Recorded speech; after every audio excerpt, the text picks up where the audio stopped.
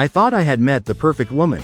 We met in the last year of college at a party, and hit it off instantly. She was a beautiful blonde with sun-kissed skin, and she could have been a model, reminiscent of a Kate Upton type. She was kind, compassionate, sympathetic. A good listener, and had an active life with many friends. She liked my friends, and it was awesome to see how our friend groups merged. Over the 3 years we knew each other, several of our friends began dating each other. It was some of the best times of my life. I was aiming for a postgraduate degree in finance, and she had a degree in contractual law. This is just to say we ended up being successful in our own rights, but I'm no slouch in the looks department either. I'm 5 feet 11 inches 190 pounds, and I like the gym. I wasn't a super athlete, but let's just say I was built. However, I was and am very shy, and didn't have many prior relationships before meeting her. The first evening we met we were smitten. The first night we talked all night, then it progressed to texting and phone calls daily, then weekly dates. And after a year when I started my new job, she moved in. I loved her family, and her family loved me, mostly her mother. As her father was standoffish, as he was with everyone, it was a whirlwind romance. After 2.5 blissful years of overseas vacations, hiking trips and luxury vacations, I proposed to her. She said yes. I was over the moon. She took on all the planning for the wedding.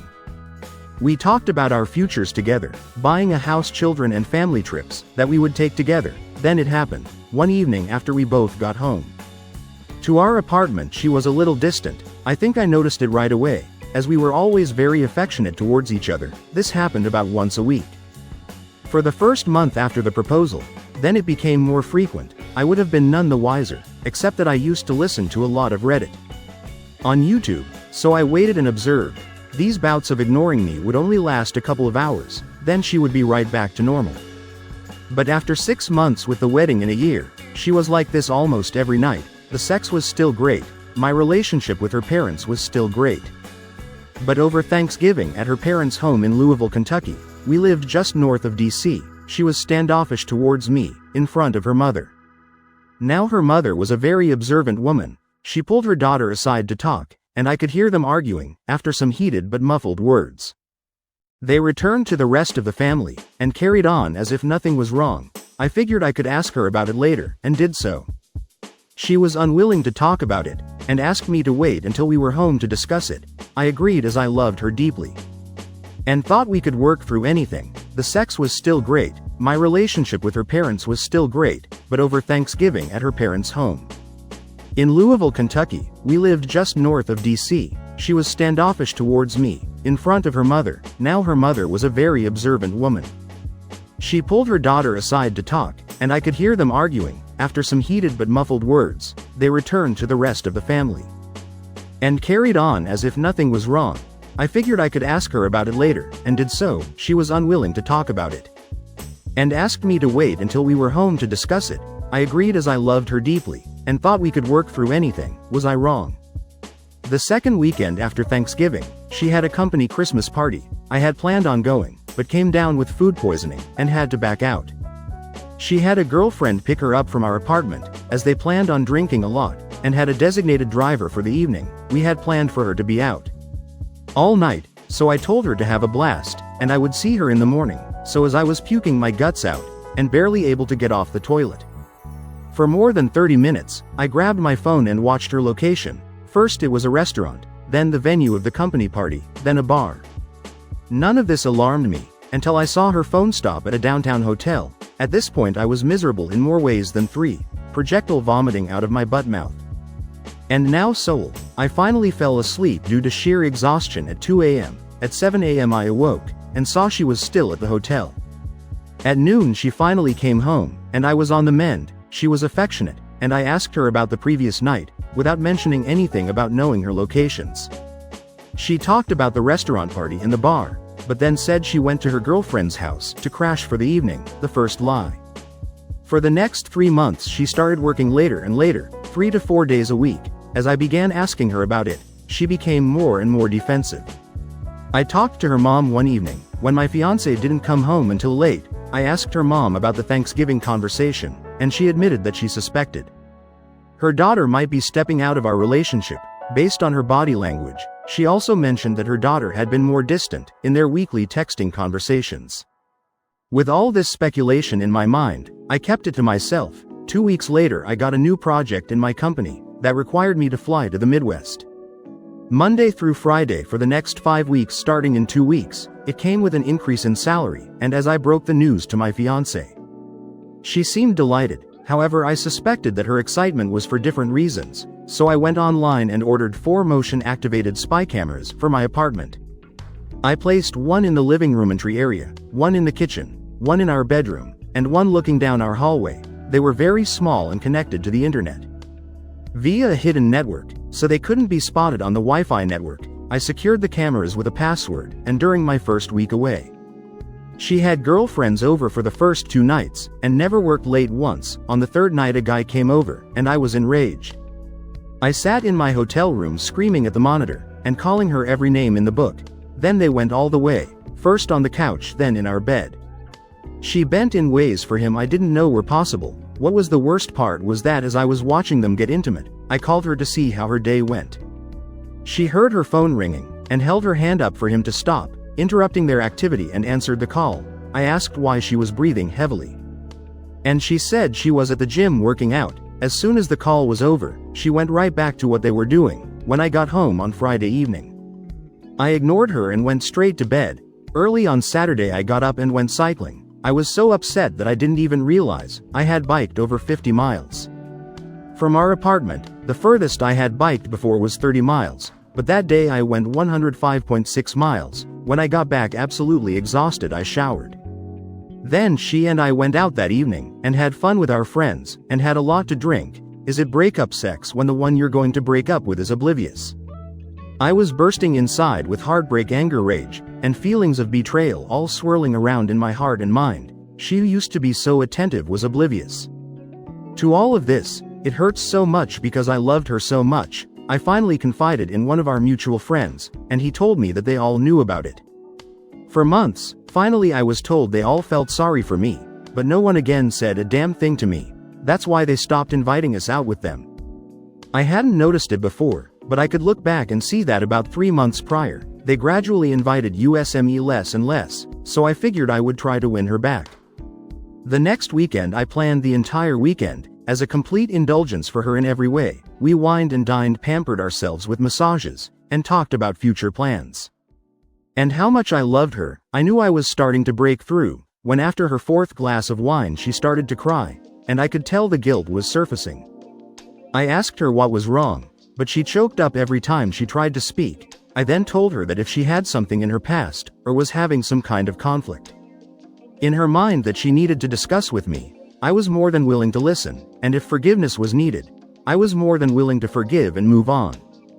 The only words that came out of her mouth were about how much she loved me. It actually hurt to hear that from her, as I now had 4 separate videos of her and the other guy in our apartment, engaging in intimate activities. Over the next 8 weeks of traveling to the Midwest, the trips lasted for what would be 10 weeks. I recorded over 41 hours of her having a relationship with what I found out was her coworker. She never worked late once while I was gone. I tried every weekend to be extra attentive, and each week she grew more and more distant. After observing this for 8 weeks I was done, so I devised a 12-step getaway plan. Gather evidence, get her out of the way. To execute my plan I scheduled a 2-week exclusive getaway trip for us at an all-inclusive resort in Barbados. She was ecstatic. Then a week before the trip I claimed I had to back out, and told her to take a friend. I knew it was over when she showed no disappointment that I couldn't go. She scheduled a coworker to go with her, terminate our apartment lease. It would expire 3 days into her trip, and I was the sole signature on the lease. Find a job in another town. The company I'd been assisting in the Midwest had offered me a job, with a slight increase in salary. Find a new place to live. I got an apartment in the Midwest. When she is gone, perform the following: take her to the airport, go back home and pack all her things, same day Saturday. Get a new phone number, phone and email. Cancel all social media, separate us completely in regard to finances, withdrew all money from our joint accounts, and then closed them. I put all her money in an envelope, and packed it in her things. Have the movers pack all my things up, and ship them west. Take all her things to her mother's house 600 miles away. All my fiancée's belongings fit into the back and bed of my F-250 crew cab. Give her mother the evidence, start my new life. I didn't want to do anything that was illegal, so I made sure that nothing of hers was missing. It was so hard to pack all her stuff nice and neatly away. I had never cried so hard in my life. I have read so many times on Reddit about significant others saying they will never do it again when caught, but they don't stop. My hope was that she would genuinely confess, so we could forgive and move on. She never did. Twice she came really close, but her secret was too hard for her to reveal. Tuesday morning I left our apartment north of DC, for the last time. It took 10 hours to get to her mom's house. What happened when I got there, I was not prepared for. I arrived at her mom's house around 8 o'clock in the evening. I figured she would be surprised to see me, since I was coming down unannounced. Since they lived in a gated community, I had to buzz her house from the front gate. So she was waiting for me outside when I drove up. I could tell that she had been crying. When I walked up to see her, I asked her what was wrong. And she hugged me bawling, that she thought her husband was cheating on her, with a much younger, skinnier and prettier woman. Dumbfounded, I just held her. For what was probably 10 minutes, she soaked my right shoulder with her tears and snot. When she finally composed herself, I asked if we could have a conversation. We went inside, and I inquired about her husband's whereabouts. She indicated that he had claimed to be going fishing with his friends at a remote cabin an hour away. Then she added he dislikes fishing. She provided me with all the signs she had noticed, and apparently this had been going on for about a year. So after doing some research, we found a credit card charge for a stay at a 5-star hotel that was only 20 minutes away. A phone call later confirmed that her husband was indeed there for a 4-night stay with his mistress. 2 peas in a pod, I said. What? She responded. 2 peas in a pod, I repeated. Your husband is cheating on you, and your daughter is being unfaithful to me. That's why I came here to drop off her belongings and move somewhere else.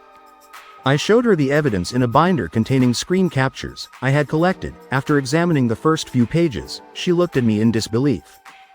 We both hugged and cried for a good 30 minutes. At that point she told me to stop crying, and looked at me saying, well, tonight there's nothing we can do about it.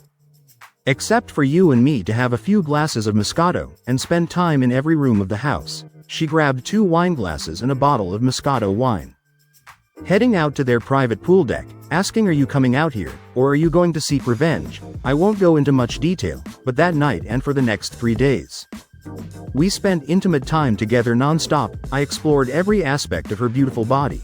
I must have made love to her over 25 times during that period. After those days were over, we said a passionate goodbye, and I drove to my new destination. She kept me informed about everything that happened when my now ex-fiancé returned. The day my fiancé got back was quite dramatic. I had canceled my phone the morning of the day she returned, so when her plane landed and she called for a ride, it indicated that the phone was disconnected. Apparently she had her lover take her home. He dropped her off and left. When she reached the door, a strange couple, the new tenants, answered it, and she freaked out. I can't tell you how many times she tried to call me, because again the number was no longer valid. She went to stay with her girlfriends for a while, since her coworker was already married. When she called her mom in a panic, her mom told her that I had come down and dropped off all her belongings, and mentioned that all her money was down there as well, 600 miles away. Her mom didn't tell her about our relationship, but did inform her that she knew she was being unfaithful to me. I had found a new job, a place to stay, and a new career far away from her. And her mother was separating from her father due to infidelity. Apparently she cried for days, and took a week off from work. However, she eventually found comfort in the arms of her married lover. Her mom never revealed my whereabouts to her. I had completely cut off that part of my life. The only connection I had to my past was through my ex-fiancé's mom, and she has kept our secret to this day. Here is a little bit of what happened afterward. As for the timing of the events that allowed me to leave her, a lot of it was extremely fortunate timing. The lease ending, the successful job search, and the phone plan ending. Things could have unfolded much differently if any of those factors had been different. My ex-fiancé's mother EFM stayed in touch with me for several months afterward, as we both experienced the loss of our relationships, and shared a form of revenge against our significant others. However, neither of our respective significant others found out about what happened between EFM and me.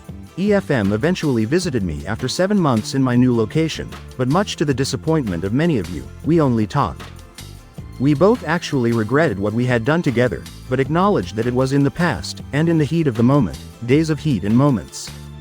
She mentioned that her daughter knew that she EFM knew my whereabouts, and was very upset that she wouldn't reveal my location. EFM asked if she could tell my ex-fiancé where I was and provide a way for her to contact me, but I requested that she not tell her, as I had moved on to my new life. EFM and I had extensive discussions about the possibility of her and her significant other staying together, and working things out. EFM shared that her husband was extremely remorseful, and came clean about everything. She said it was a lot to take in, and asked him what he was going to do to earn back her trust. He gave her all his digital passwords, and allowed her access to everything he had ever done to harm their marriage. EFM ended up being very angry, but recognized that he was genuinely trying to repair the marriage. EFM mentioned that her forgiveness would come with time, but trust would take longer. What caused him to snap back into reality was when she confronted him about the affair and showed him evidence of what his daughter had done to me. EFM was an amazing woman in every way imaginable. She also stated that if he strayed outside the marriage, she would be allowed to do so as well. He picked up on the again phrase and asked her what she meant. She told him that as soon as she found out he was cheating, she had relations with the first eligible man she found. He was devastated. EFM said they cried a lot, and agreed to separate for a short time, to give each other space to articulate their thoughts, and determine if they both wanted to fight for the marriage. Ultimately they attended marriage counseling, and as of May 2020 were still together. As for my ex-fiancée, she was devastated by what I had done to her. When she finally went to her parents to gather her belongings, she was presented with evidence of the affair, and was deeply embarrassed. EFM had edited the binder so that when her father saw it, he would not see inappropriate pictures of his daughter. Regardless, my ex-fiancée was crushed. She didn't find out that her mother had my contact information, until months later she begged her mother for my information, which strained their relationship. However, her mother also told her that if she attempted to find and contact me, all the evidence would be released on the internet by me. This insistence on my ex-fiancé's part prompted her to come and see me. She was also upset about her parents having difficulties in their marriage, according to EFM. My ex-fiancée was depressed for several months, and sought counseling. She immediately ended the affair with her coworker, once she returned from her parents' place in Louisville, Kentucky, and began looking for a new job. Recently I found out that she got married, and has 2 beautiful twin daughters with a good man. She still lives in the DC area, and works from home, enjoying her new life. According to EFM, I'm glad that she was able to turn her life around, and find happiness. I recently destroyed all the incriminating evidence I had concerning my ex-fiancée, as I didn't want to be the person who would hold her hostage for the rest of her life. I asked EFM to convey this to my ex-fiancée. If I had been on the receiving end of that information, it would have caused me many sleepless nights. As for myself, let's just say I am content with my current life. EFM and I initially talked every few months, but now we communicate once or twice a year, usually with brief updates on life's minor changes. The only unanswered question for me is whether if EFM and her husband were able to repair their marriage, my ex-fiancée and I could have done the same, but I never gave it a chance. One can only speculate. Our lives have taken us on vastly different paths now. Next story. Hey everyone, something really upsetting happened to me yesterday, and I'm feeling quite overwhelmed. I had been in a relationship with my boyfriend for almost 3 years. And I also had a friend, whom I had known for nearly 2 years. Yesterday I decided to go out for a drink with my girlfriend to spend a nice evening together. While we were hanging out, my boyfriend texted and asked if he could join us. Both my girlfriend and I agreed, and he came over and we all had a good time. Later on we headed back to my friend's studio apartment. Along the way I opened up about some personal insecurities, like feeling foolish at times because of my hair color, and expressing my discomfort with the idea of threesomes, as it made me feel gross and uncomfortable. Once we arrived at the apartment, we watched a series together. I must have fallen asleep at some point, and when I woke up I noticed my girlfriend was continuously rubbing my boyfriend's belly. I immediately expressed my discomfort to my boyfriend, but I eventually fell back asleep. My girlfriend was also getting ready for bed, and I noticed she had changed into a silk kimono, which was unusual, since she had been wearing an oversized t-shirt and pants earlier. A red flag for me. I was quite exhausted, so I drifted off to sleep again. Suddenly I woke up sensing movement on the bed, and hearing heavy breathing. I was paralyzed realizing what was happening. I went to the bathroom trying to gather my thoughts and figure out what to do next. Eventually I made the decision to pack my things and leave. While I was packing, my boyfriend went to the bathroom. And I confronted my friend, calling her a disrespectful person. She responded with a feeble apology, but it didn't mean much to me. My boyfriend entered the room. And I ended our relationship on the spot. I swiftly left with my belongings in tow. He followed me, pleading to take me home and ensure my safety. But I refused. As I walked home, he continued chasing after me, expressing how stupid he had been, and how he never wanted to lose me. It was the first time I saw him cry, but by that point I couldn't bring myself to care. I'm at a loss for what to do now. I see my friend regularly at school, since she's in my class, and I don't know how to handle the situation. I am consumed with anger and confusion. Update. My BF 22M cheated on me 18F with my best friend 19F, while I was laying next to them. Hey everyone, first off I want to give a big shout out to all of you for the amazing support you've shown me. Seriously, it means the world to me. Now let's dive into the story. So I went over to my boyfriend's place to grab my stuff, and boy did things get intense. We started talking, and before I knew it, I was yelling at the top of my lungs. But here's the juicy part. One finally got to hear a side of the story. Apparently it all started while we were chilling and binge watching a series. Both my girlfriend and boyfriend were into vaping, although I never really got the appeal. Anyway, turns out my girlfriend has this knack for mooching off others and being broke all the time. And guess what, she even used my boyfriend's vape. While they were puffing away, something fishy was going on, as my girlfriend got busy adjusting her blows. My boyfriend couldn't help but notice, and here comes the sneakiness. She strategically placed the vape between her breasts, making it impossible for him to ignore. To top it off, she kept unbuttoning her blouse, making sure he got an eyeful. Poor guy had to rescue the vape from its booby trap every time. Then she was rubbing my BF's chest, and that's when I woke up and caught them red-handed. Making the story funny is my coping mechanism. I'm still dying inside. Now I confronted my boyfriend right then and there. As soon as my girlfriend went to the bathroom, I decided to not make a big scene about it, and let things cool down a bit. But then I noticed something peculiar. My girlfriend had changed into a kimono, and let me tell you, she hardly ever wears that thing. Normally it's oversized t-shirts and pants for her. Anyway, I was too exhausted to dwell on it, so I passed out again. Little did I know, while I was sleeping like a log, my girlfriend was turning on the charm.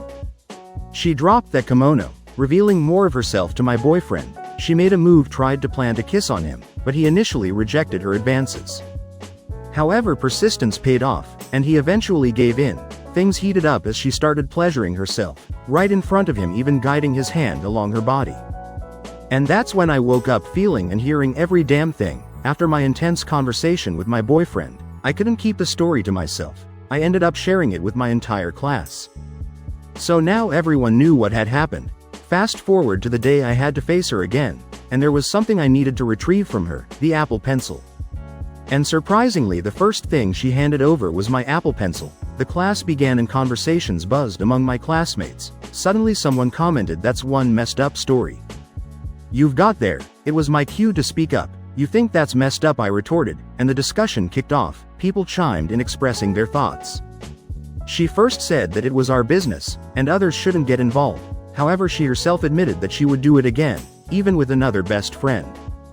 It was a shocking revelation, making her come across as a truly messed up individual. Now here's where things get interesting. Unbeknownst to me, my story had made its way to TikTok and was spreading like wildfire. I was surprised but secretly grateful for the exposure. Fast forward to today, she returned to school, acting as if nothing had happened, as if she hadn't done anything wrong. However, many people from our school had already seen the TikTok, and it had quickly become the talk of the town. The best part was seeing her discomfort. We had a movie outing for school, and the topic of conversation revolved around my story. It was an incredible feeling. Knowing that everyone knew the truth, she sat alone at the front of the cinema, and it was satisfying to witness her isolation. Unfortunately, she later joined our group. Showing a surprising amount of audacity, she had even shared a version of the story with a few of her friends, albeit leaving out some crucial details. To save herself from the drama, she claimed she was forced into the situation, but based on what I had seen, heard, and knew about this friend, I found it hard to believe her excuses. At this point I'm contemplating exposing her name on Reddit and TikTok, and revealing her true nature. She acts all high and mighty pretending not to care.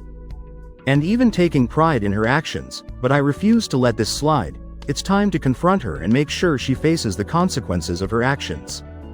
I want to clarify that while I don't solely blame her for what happened, her behavior in handling the situation has been incredibly nasty. On the other hand, when it comes to my ex-boyfriend, I can see genuine remorse in his actions. This realization has taken away the satisfaction I once felt in seeking revenge or taking further action against him.